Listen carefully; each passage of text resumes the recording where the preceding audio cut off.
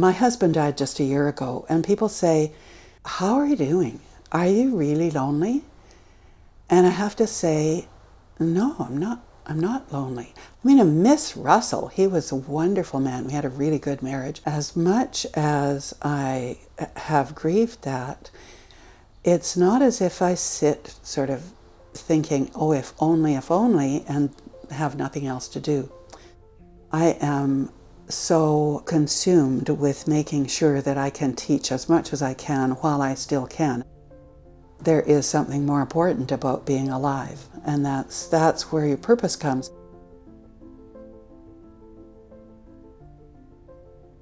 Okay, my name's Mary-Wynne Ashford.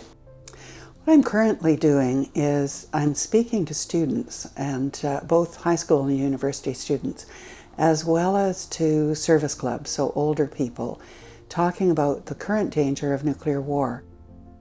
My life has been kind of strange that I started out a high school teacher and then had children and stayed at home. I did medicine really late in life. I was 38 when I went into med school in Calgary, graduated when I was 41 and interned out here at the coast. And that was when I met and married Russell. We got together when we had 7 children between us, and most of them were in high school.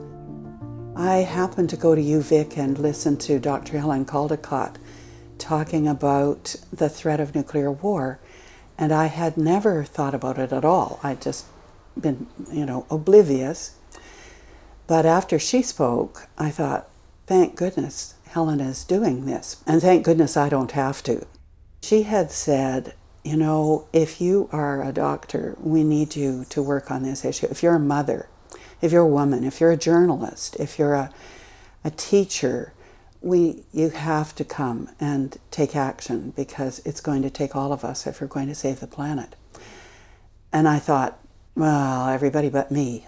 I'm not that kind of person anyway. I'm not the kind of person who would walk with placards. But after 3 nights of not sleeping, I was finally lying there thinking, if I'm not willing to do this, who do I think is going to do it?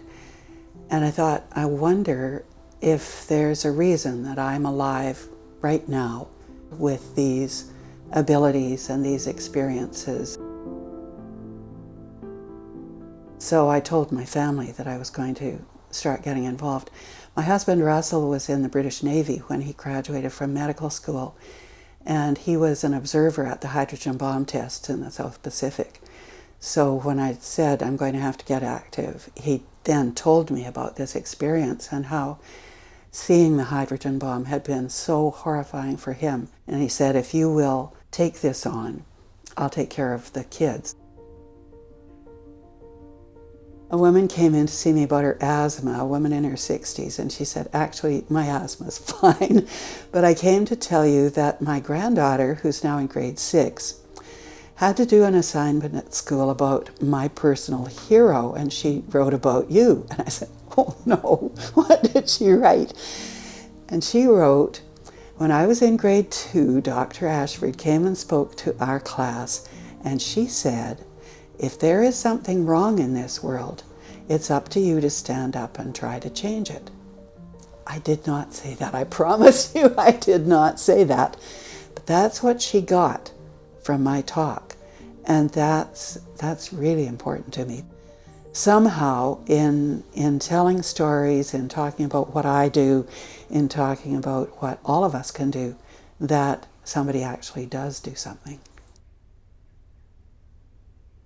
I have a goal, and the goal is really to try to reach people at a deep place, committing myself to helping other people to get engaged. I mean, I've met very famous people. Those are not the people that stay with me in my brain.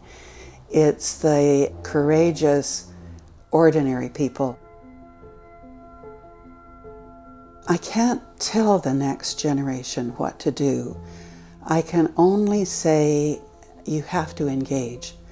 So to build a satisfying life, I really believe that you have to make deep connections to using your life toward improving the world, to making a better world.